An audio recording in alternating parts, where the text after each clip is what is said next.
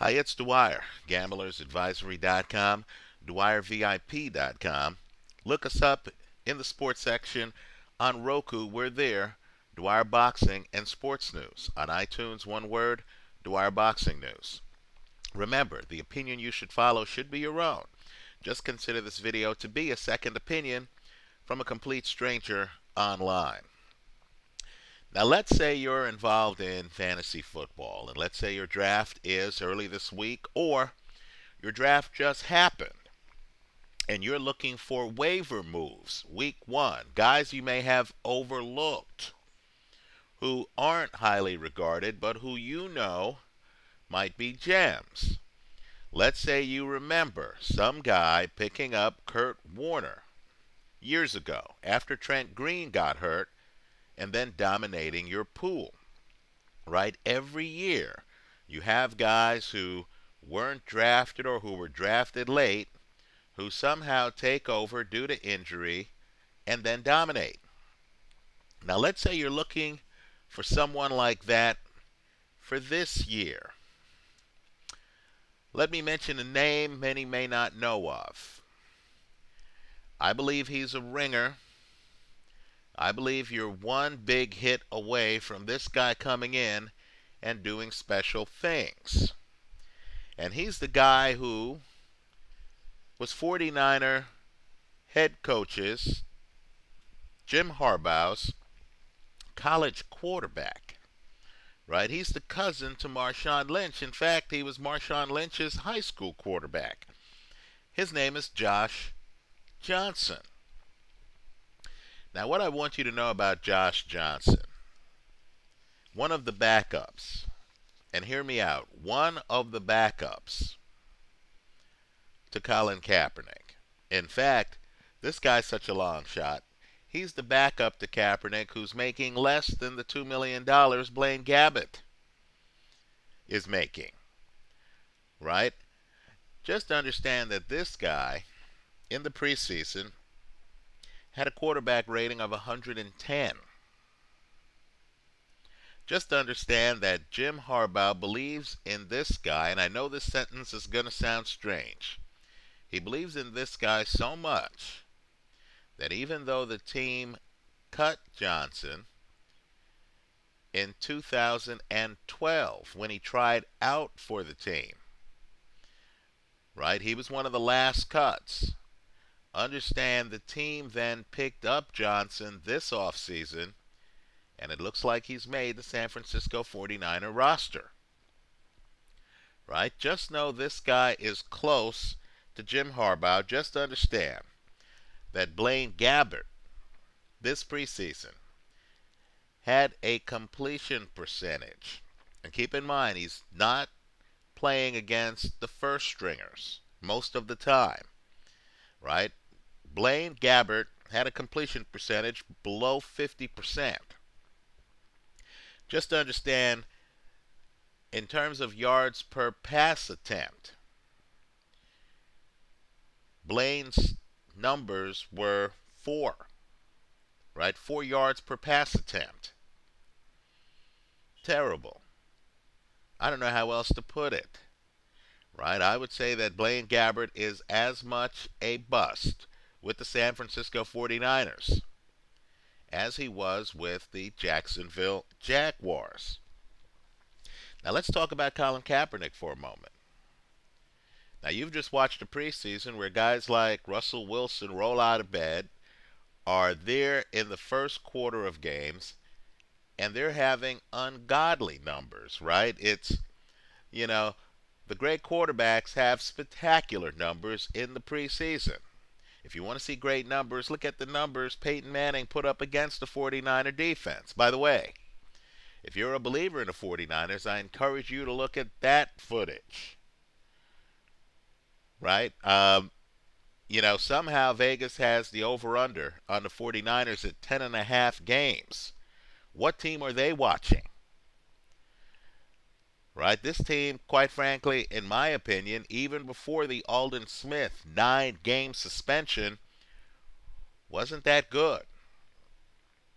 Right? But understand, the elite quarterbacks, Tom Brady, They have crazy numbers this preseason. It's hard to stop an elite quarterback with vanilla defenses, right? If you think Russell Wilson, Peyton Manning, Tom Brady are good in the regular season, look at their preseason numbers. They're spectacular. But yet, when you look at Colin Kaepernick's preseason numbers, his completion rate, about 55%. His quarterback rating, about 70. By the way, I'm rounding those numbers up, not down, right? Up. Let's just say Kaepernick's numbers aren't that good. Whatever you think about his talent, this preseason wasn't a statistical bonanza for him, right? Also, consider the fact that the 49ers right now are bringing in new wide receivers who have zero chemistry with Kaepernick. Zero. Brandon Lloyd, this preseason, caught one pass.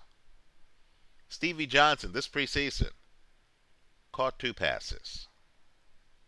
What comfort level am I supposed to have with these numbers?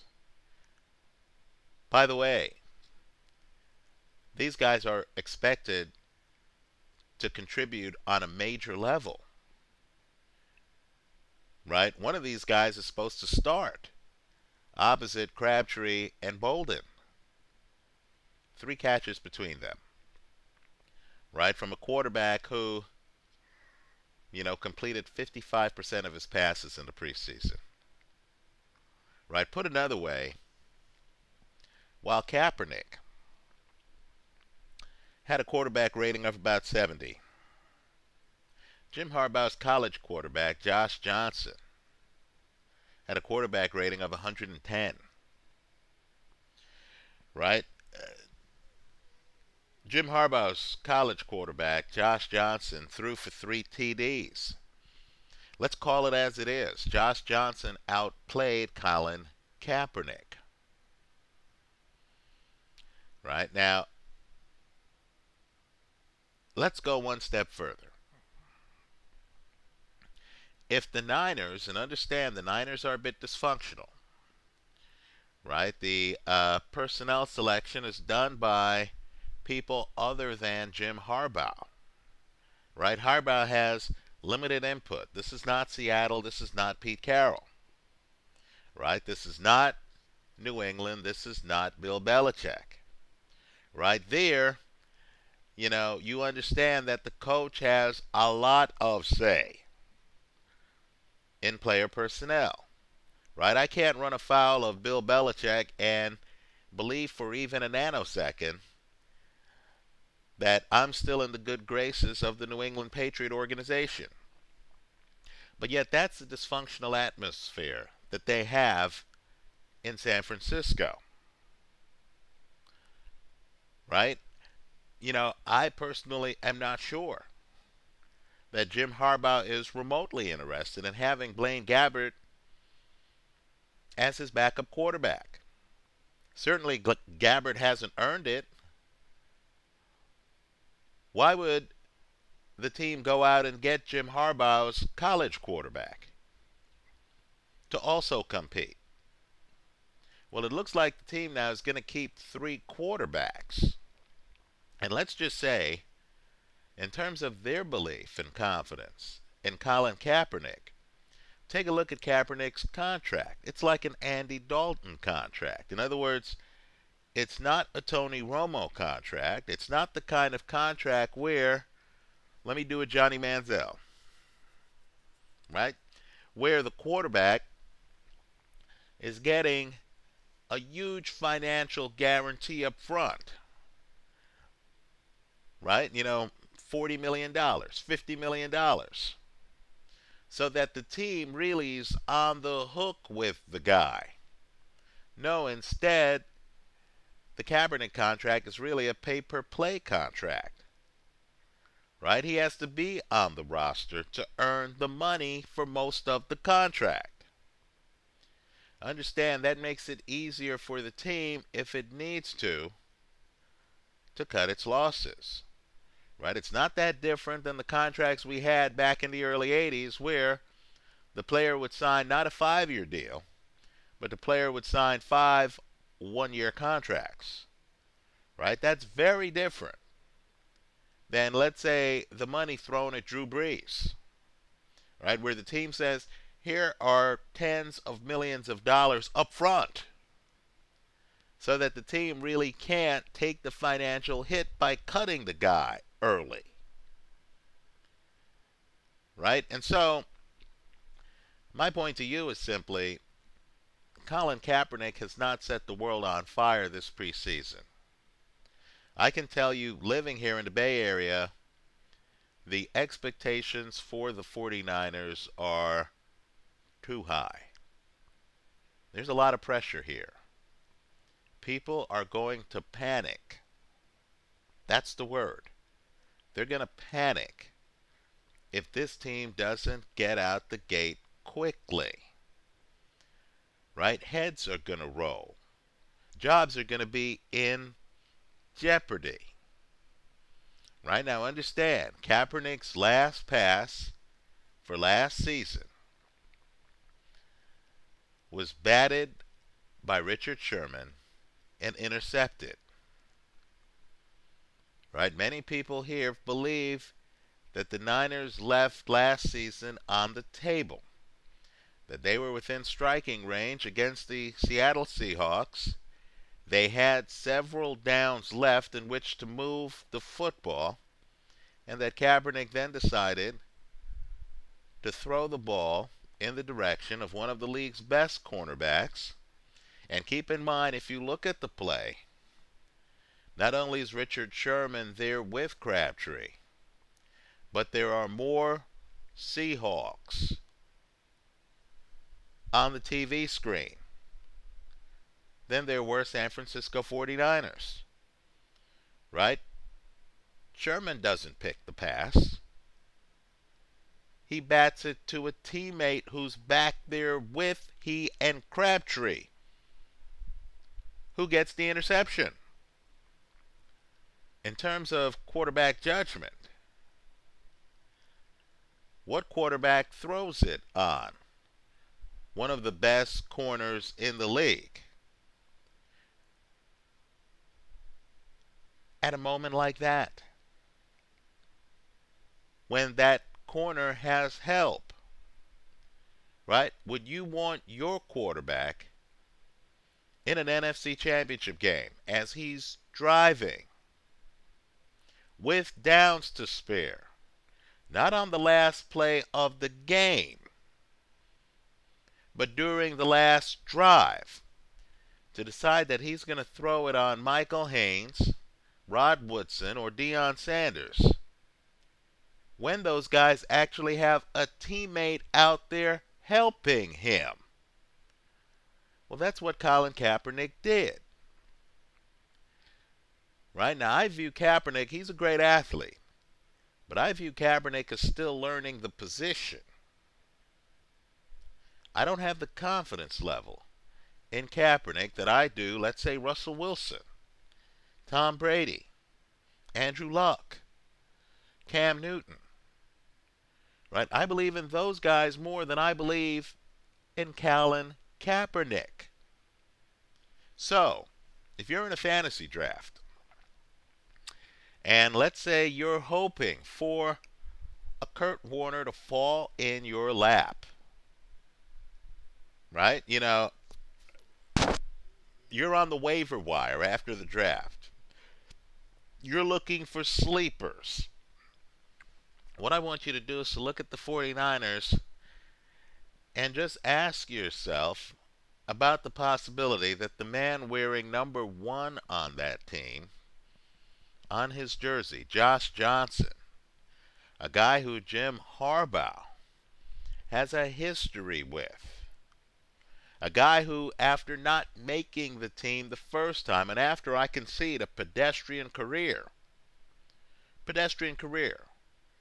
right? He was the backup in places like Tampa, right? How did he get the second invitation to try out for the Niners? Why are the Niners, with a quarterback presumably, with a greater than $100 million contract. What are the Niners doing? Keeping 3 quarterbacks. Right? I mean, isn't that a bit unusual to you? I know it's happening in some other cities, right? Perhaps New England. Okay, fair enough. Right? But isn't it a little bit odd to you? I think Josh Johnson is a sleeper for anyone doing fantasy. I would encourage you to look at the numbers this preseason. Forget about him outplaying Blaine Gabbert. Understand that Josh Johnson outplayed Colin Kaepernick this preseason. Given his history with Jim Harbaugh, and given this quarterback rating of 110, right? All I'm saying is, wow, if something were to happen to Kaepernick, don't be surprised if this guy comes in and actually looks better than expected. Let's talk about the Niners for a second, too. And I'm aware that they have a dominant running game, right? Frank Gore, is a regular season guy. He's not a preseason guy, right? Carlos Hyde is one of the more promising rookies. If you're into fantasy football, you need to know about him. Okay, great. Understand Navarro Bowman out, right? Aldon Smith out for 9 games. More importantly, I want you to Google Aldon Smith's history. Is this guy an eccentric or is this guy troubled? In other words, a guy who's just putting on a Dennis Rodman routine, okay, he can turn it off, right? The cameras aren't rolling. He says, okay, look, I've been too flamboyant. I've cost myself paychecks here. Let me go on the straight and narrow. But you and I know there's some personality types that can't. There's some personality types that end up in the news for the wrong reasons. And they can't get themselves out of the news. They have behavioral problems. Right? To those of you with internet access, and if you're watching this video, you likely have internet access. Right? Please, Google Aldon Smith. Right? I personally am not sure he'll be able to keep himself out of the limelight even during his 9-game suspension. Now let's look at the 49er schedule. Now I'll agree I'm not a believer in the Dallas Cowboys this season. I'm not. Right? I think that defense is atrocious. Just look at the numbers from last year. You remember when we were hearing that Monty Kiffin was supposed to be some defensive guru who was going to turn things around? Right? He didn't. Right? He was demoted. Let's just say he was demoted for a reason. But understand that first 49er game is against Dallas and Dallas. And the one thing I know about the Cowboys is that they have a pretty good offense. Where was DeMarco Murray drafted in your fantasy draft? Where was Dez Bryant? Whether or not Tony Romo is great in big games or in the playoffs doesn't really matter to fantasy owners, because you just want the numbers every week, don't you? It's not about whether he's actually winning his particular game. It's about whether he's putting up numbers that translate in your fantasy game. Right? I think the Niners are up against it against Dallas. Right? I think the Cowboys are an offensive juggernaut in a shootout. Do the Niners, coming off of this preseason where their starting quarterback completed 55% of his passes and had a 70 quarterback rating, can the Niners win an offensive shootout? That's a question. The next week, they play the Bears. You're kidding yourself if you don't think a secondary is going to be tested by Alshon Jeffrey and Brandon Marshall. Right? The next 2 weeks get a bit hazardous. They have to play a divisional rival. Divisional rivals tend to know you better than people outside the division.